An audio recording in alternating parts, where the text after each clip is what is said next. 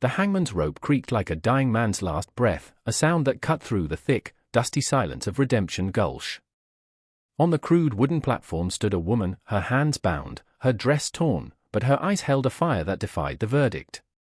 Below, the town watched, a gallery of sun-scorched faces, some hungry for spectacle, others hollow with a shame they dared not show. Apart from them all stood Silas, a man carved from grief and granite. His ranch was a lonely kingdom of regret, his heart a barren field where nothing had grown since the fever took his wife and unborn child 5 years prior. He had come to town for salt and nails, not to witness another death. Yet, here he was, rooted to the spot, the sight of the noose a cruel echo of the finality that had stolen his world. The woman, Ilara, was a stranger, accused of theft and arson, a scapegoat for a barn fire that had claimed the prized stallion of Judge Thorne. Thorne, the town's absolute authority, stood beside the platform, his smile as thin and cold as a razor's edge. He pronounced the sentence with a satisfaction that turned Silas's stomach. The hangman moved to place the hood over her head, but her voice, clear and desperate, ripped through the air. It wasn't a scream or a sob. It was a plea, a wild bargain aimed at the heart of humanity itself. "Wait," she cried, her eyes scanning the crowd, searching not for a savior, but for a reason. They landed on Silas, perhaps sensing the emptiness in him, the void that mirrored her own terror. "Don't kill me," she pleaded, her voice cracking but resolute. "I'll bear your children." The word struck Silas with the force of a physical blow. Children! The one promise the world had broken to him, the one future he could never have. His own pain, a dull and constant ache, flared into a roaring inferno. The crowd murmured, a ripple of shock and cruel amusement. Judge Thorne's smile faltered, replaced by a flicker of annoyance. But Silas saw only the woman's eyes, a reflection of every ghost that haunted him. He was a man who had walled himself off from life, from connection, from hope. And now, a condemned woman was offering him the one thing he believed he was cursed never to possess, a legacy written in blood and bone. The hangman's hand hesitated. All eyes turned from her to the lone, weathered cowboy who stood as still as a tombstone. In that stretched second, Silas felt the dead earth of his soul stir. It was madness. It was impossible. But it was a reason to feel something other than loss. He took a single, deliberate step forward, breaking away from the silent herd. Judge Thorne's eyes narrowed into slits of black ice. He saw Silas step from the crowd, a specter of defiance in a town he owned body and soul. The judge's power was built on fear, on the certainty that no one would ever challenge his word. "This is a legal execution, Silas." Thorne's voice was low, a predator's growl meant to warn him off. "The woman is a convicted felon. This is not a marketplace for broodmares." A few of his cronies chuckled, the sound ugly and sharp. But Silas ignored them. His gaze was fixed on the judge, his expression unreadable, carved from years of solitude. He knew the law, the old territorial codes that were still whispered about, laws from a time when men were scarce and survival was paramount. "There's an older law, Judge," Silas said, his voice rusty from disuse but carrying with an undeniable weight. "The right of claim. A condemned woman can be spared if an unmarried man of property claims her for a wife." The murmuring in the crowd swelled into a roar of disbelief. This was a law from the frontier days, a relic a generation old, never invoked in their lifetimes. Thorne's face, usually a mask of smug control, contorted with fury. He had orchestrated this execution perfectly to send a message. This woman, this Ilara, was a loose end he needed tied, permanently. "That law is archaic nonsense." Thorne spat, his composure cracking. "It holds no sway here." But Silas stood his ground. He was not a man easily moved. "It was never repealed," Silas stated simply. "And you, as a judge, are sworn to uphold all the laws, not just the ones that suit you." Blatant silence fell. Thorne knew Silas was right. To deny the old law would be to admit his authority was selective, a weakness he could not afford to show. His mind raced, searching for a way out, but Silas had him trapped in a cage of his own making.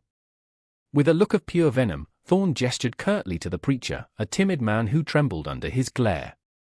"Fine," the judge hissed, the word cutting the air. "Marry them." before sundown. And her life is on your hands, Silas. Every breath she takes from this moment on is your responsibility. Silas gave a curt nod.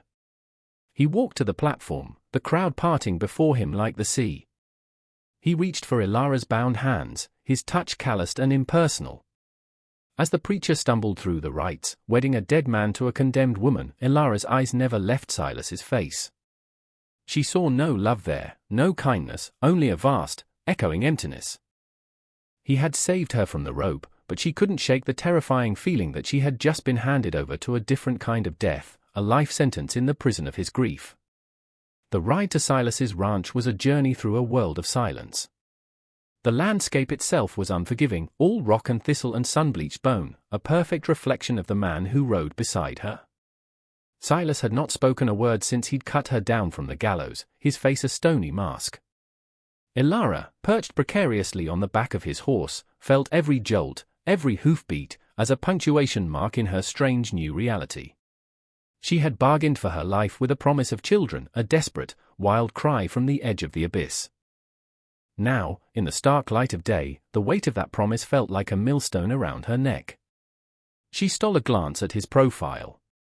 He was a man hardened by some immense, invisible sorrow. It was in the set of his jaw, the haunted distance in his eyes. He hadn't saved her out of pity or passion, he had saved her for a reason she couldn't begin to fathom, and that mystery was more frightening than the news had been. They arrived at a ranch that seemed to be actively surrendering to the wilderness. The fences were weathered, the barn paint peeled, and the small cabin looked as though it were holding its breath, waiting to collapse. Inside, it was brutally clean but devoid of life. There were no pictures, no trinkets, only the bare necessities of a man living out his days. He showed her to a small, sparse room. "This is yours," he said, his voice flat.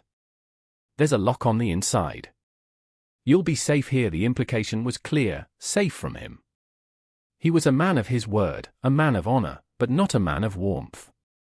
He left a plate of beans and dried jerky on the table for her before retreating to the barn, leaving her utterly alone in the crushing quiet. That night, sleep wouldn't come. Ilara lay on the thin mattress, listening to the wind howl outside, a lonely sound that echoed the emptiness of the house. She thought of her promise. "I'll bear your children," a promise made to a stranger, a vow that was now the foundation of her existence. And as she replayed the scene at the gallows, a chilling detail surfaced in her memory, the flicker of profound, gut-wrenching pain in Silas's eyes when she had shouted those words. It wasn't the look of a man who wanted a family. It was the look of a man who had lost one. And in that moment, she understood. Her promise hadn't been a gift to him, it had been a knife twisted in an old, deep wound.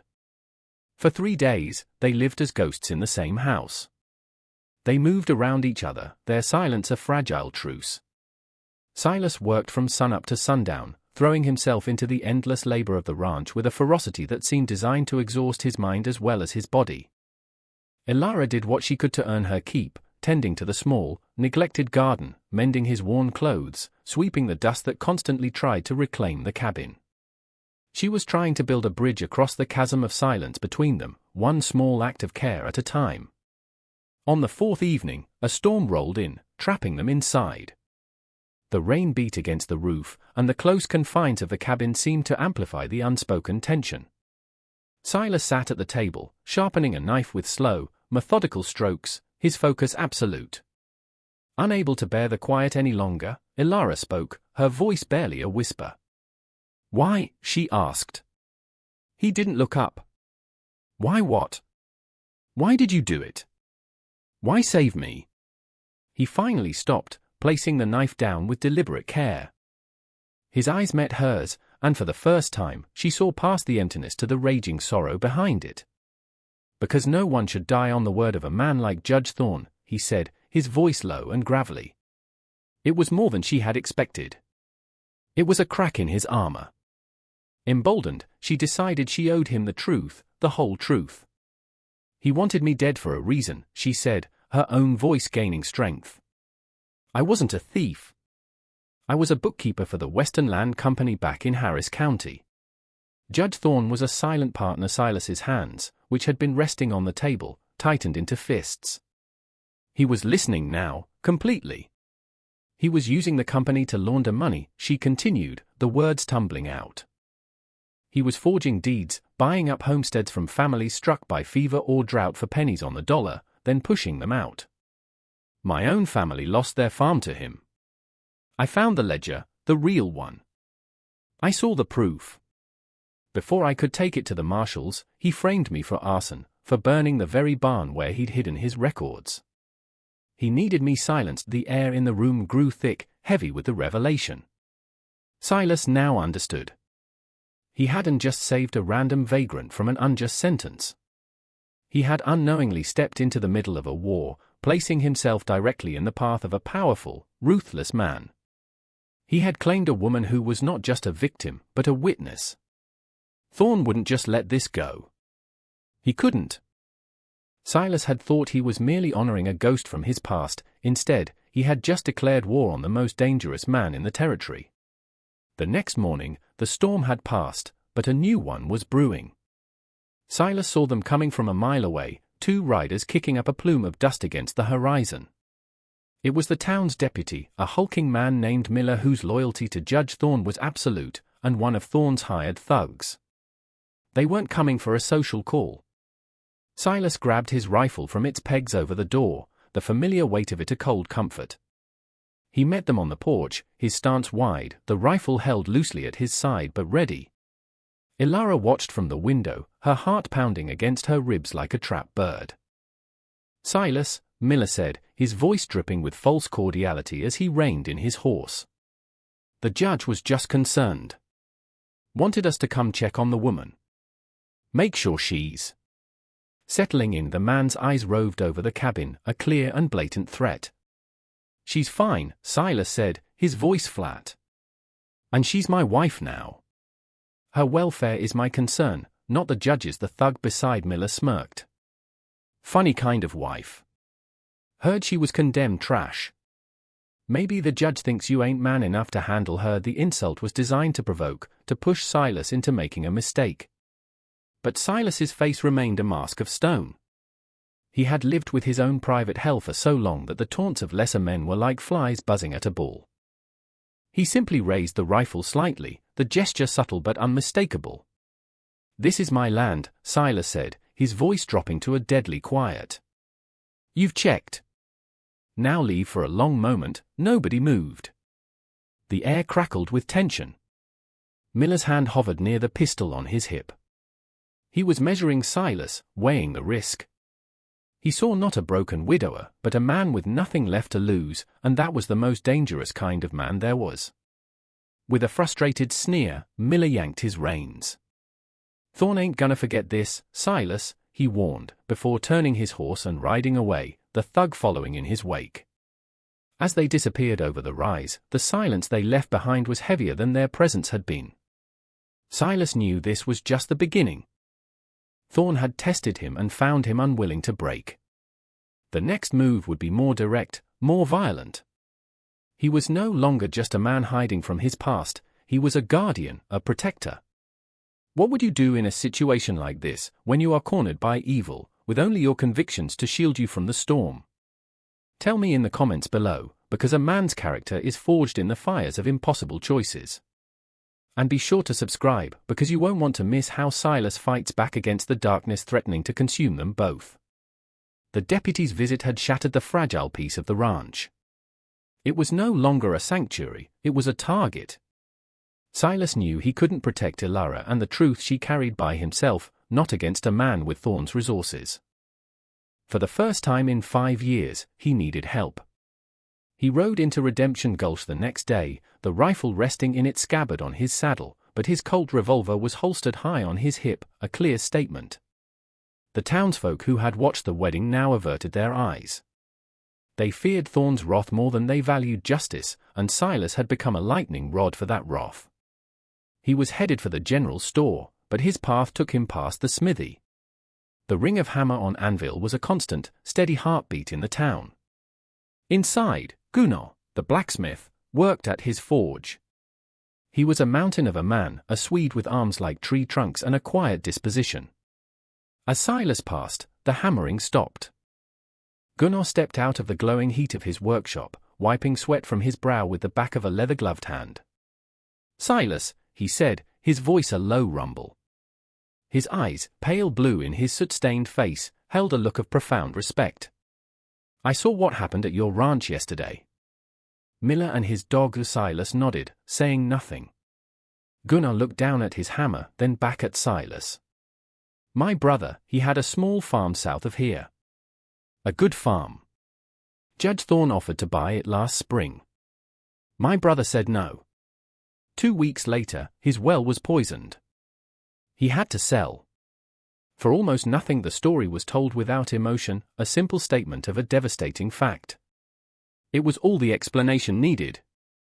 Gunnar met Silas's gaze. "A man can only watch evil prosper for so long before his own soul starts to rust," the blacksmith said.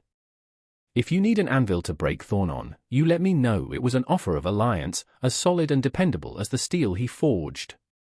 A weight lifted from Silas's shoulders. He was no longer entirely alone.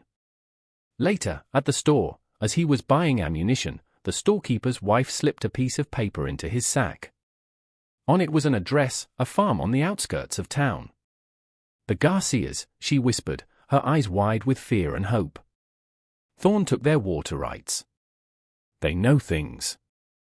They can be trusted." Courage, it seemed, was contagious. Silas's stand had been a spark in the dark, and now, other small flames were beginning to flicker to life, pushing back against the shadows that had ruled their town for too long. The address from the storekeeper's wife led Silas and Elara, under the cover of darkness, to a small, embattled homestead. The Garcia family, a husband, wife, and their young son, welcomed them with cautious hospitality. Their story was tragically familiar. A campaign of intimidation by Thorne's men had forced them to sign over their access to the creek, strangling their farm. But they hadn't been completely broken. They had been watching, listening, gathering information. It was Elara who put the pieces together. Her intimate knowledge of Thorne's fraudulent business practices, combined with the Garcia's eyewitness accounts of his cronies' movements, pointed to one inescapable conclusion. "The ledger," Elara said, her voice electric with certainty. "The original ledger I saw. It has to be what he saved from that barn fire. It's the only real proof of his crimes. He wouldn't have destroyed it. Men like Thorne are too arrogant. They like to keep trophies of their conquests." They reasoned that Thorne would keep it somewhere he believed was impregnable, a monument to his power, his office in the town courthouse. The plan that formed was desperate and dangerous. They would need to break into the courthouse, find the ledger, and get out before the alarm was raised. It was a direct assault on the heart of Thorne's empire. Gunnar, the blacksmith, was their key. The courthouse had new iron bars on the windows and a reinforced steel door on Thorne's office, all of which Gunnar himself had been forced to install months earlier. "He paid me well for it," Gunnar rumbled, a grim irony in his voice. "Said it was for the town's security. He didn't know he was paying me to learn how to unmake my own work." The alliance was set: Silas, the reluctant gunman; Elara, the strategist with the insider knowledge; Gunnar, the muscle who could dismantle the obstacles; and the Garcias, who would create a diversion on the other side of town to draw the deputy away. They would move on the night of the new moon, when the darkness would be their greatest ally. As they prepared, a new dynamic formed between Silas and Elara. They were no longer jailer and prisoner, but partners in a shared, perilous purpose. He saw her courage and sharp mind, and she saw the honorable, fiercely protective man beneath his wall of grief. The promise she had made at the gallows, a desperate plea for children, seemed to transform into a different kind of promise, a promise for a future, any future, that they would have to fight for together. The night was as black as pitch, the new moon a void in the star-dusted sky. A storm was gathering on the plains, and the wind whispered through the empty streets of Redemption Gulch like a nervous conspirator. As planned, a fire, carefully set and controlled by Mr. Garcia, erupted in a disused shed on the far side of town. The clang of the fire bell was the signal. Deputy Miller and his men galloped toward the distraction, leaving the center of town deserted. Silas, Gunnar, and Elara moved through the shadows, their footsteps silent. The courthouse loomed before them, a squat, stone fortress of injustice. Gunnar went to work on the window bars, using a massive, custom-forged pry bar. The metal groaned in protest, a sound that seemed deafening in the silence, but the wind swallowed it whole. With a final, shuddering pop, the bars gave way. Silas slipped through the opening first, his rifle at the ready, followed by Ilara and then the giant blacksmith. Inside, the air was stale with the scent of old paper and deceit. Ilara directed them, her memory of the building's layout flawless. They reached Thorne's office. The steel door and its formidable lock stood as a final barrier. As Gunnar began to work on the hinges, a floorboard creaked upstairs. They froze. Footsteps. Slow, deliberate, and confident. A match flared, and a lantern cast a widening circle of golden light down the stairwell. Judge Thorne stood there, a shotgun resting in the crook of his arm. Behind him stood two hired guns, their faces grim in the flickering light. "Did you really think it would be that easy?" Thorne's voice was slick with smug triumph. "I have ears everywhere, Silas. You may have inspired a few pathetic fools, but this town still belongs to me. It was a trap. The fire had been anticipated. Their alliance had been betrayed." Gunnar straightened up from the door, his pry bar held like a war club. Silas pushed Ilara behind him, raising his rifle. The final confrontation had arrived, not on their terms, but on Thorne's, in the very heart of his corrupt kingdom. The air grew thick enough to choke on, a standoff between a corrupt judge with everything to lose and a small band of rebels with nothing but the truth on their side. The standoff stretched for a single, taut heartbeat. Thorne's arrogance was his undoing. He savored the moment, wanting to see the hope drain from their faces before he gave the order. That hesitation was all Silas needed. He fired first. Not at Thorne, but at the lantern in his hand. The room plunged into absolute darkness as the lantern shattered, a chaos of black and splintering glass. The judge's men, momentarily blinded, fired wildly into the blackness. In that instant, Gunnar roared and charged, a force of nature sweeping through the office. The sound of his pry bar connecting with bone was sickeningly loud. Silas, moving with a fluid grace born of instinct, shoved Ilara toward the cover of a heavy oak desk. He didn't fire again, instead using the darkness and the echoes of the gunshots to mask his movement, flanking the remaining gunman. Ilara, huddled behind the desk, wasn't idle. Her eyes, accustomed to the gloom, spotted the glint of metal, the key ring on Thorne's belt as he scrambled away from Gunnar. While the fight raged around her, she crept forward. The remaining gunman, disoriented, spun toward a sound and came face to face with Silas. The fight was brutally short. Silas disarmed him with a practiced efficiency that spoke of a past he never discussed. The courthouse fell silent, the only sounds the pained groans of Thorne's men and the heavy breathing of the victors. Thorne, his shotgun lost in the melee, fumbled in the dark for his desk drawer, for the pistol he kept there. But a shadow fell over him. Silas stood there, the barrel of his rifle pointed squarely at the judge's chest. "It's over, Thorne," Silas said, his voice cold as a grave. Thorne stared up at him, his face a mask of disbelief and fury. "You," he spat. "A broken-down rancher. You've ruined everything." But as he looked past Silas, he saw Ilara dangling the key ring. She had won. They had won. Silas didn't pull the trigger. Vengeance was a poison that had already claimed too much of his life. "Justice isn't a bullet," Silas said, his voice filled with a weariness that went deeper than the night's fight. "It's a reckoning. And yours is long overdue." Gunnar bound the judge and his men with the hangman's rope from the gallows, a fitting irony. And Ilara, using the keys, opened the steel door, revealing the ledger that would finally bring the light of truth to Redemption Gulch. Months bled into a year. The arrival of the federal marshals, armed with Thorne's own meticulously kept ledger of crimes, cleansed Redemption Gulch of its rot. The judge and his cronies were sent to a federal prison, and the land and rights they had stolen were painstakingly restored to their rightful owners. The town, free from the shadow of fear, began to breathe again. Gunnar the blacksmith became a town councilman, his quiet strength a foundation for the new community. The Garcia's farm thrived, their sons' laughter echoing by the free-flowing creek. At the ranch, a different kind of restoration was taking place. The fences were mended, the barn painted a hopeful white, and wildflowers grew in the garden Elara tended with loving care. The silence in the cabin was no longer one of grief, but of a quiet, comfortable peace. Silas and Elara, forged into a partnership by crisis and courage, found their way to a gentle, unspoken love.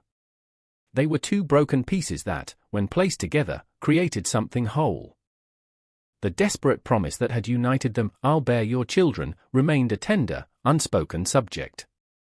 Silas's old wound, the infertility born from the tragedy that took his first family, was a truth he had finally shared with her. And she had understood. One evening, as they sat on the porch watching the sunset paint the sky, a wagon rumbled up the path. It was the town preacher, and with him were two small children, a boy and a girl, their eyes wide and scared. Their parents, he explained, had been among Thorne's earliest victims, driven from their land and succumbing to hardship on the road.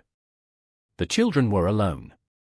Silas looked at Elara, and in her eyes, he saw not a question, but an answer.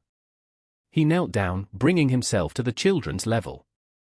The ghosts of his past no longer screamed at him, they whispered, encouraging him to build a new future. He had been a man defined by what he had lost. Now, he had the chance to be defined by what he could give. He and Elara took the children in. The ranch, once a monument to loneliness, was filled with the sound of running feet and joyous shouts. The moral of their story echoed across the plains, that courage is not the absence of fear, but the decision to act in spite of it.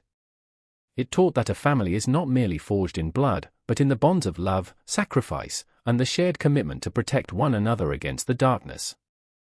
One man's choice, sparked by a stranger's plea, had not only saved a life but had redeemed his own soul and resurrected a community from the ashes of corruption. Silas and Elara proved that the deepest wounds can heal, and the most barren fields can one day bloom.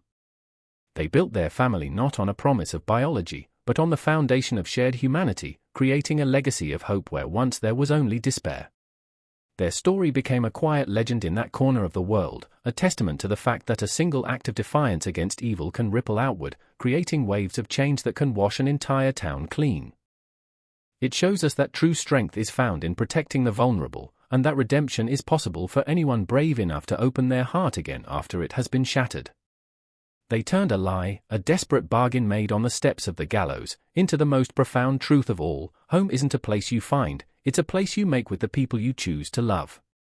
If their journey from the shadow of the noose to the light of a new family has moved you, then please subscribe to our channel for more stories that prove the resilience of the human spirit. We believe that stories can be a powerful force for good in the world, and we are dedicated to bringing you the very best. And trust me when I tell you this, the incredible tale of courage and sacrifice waiting for you in the next video is one you absolutely cannot miss. Click on it now and let's continue this journey together.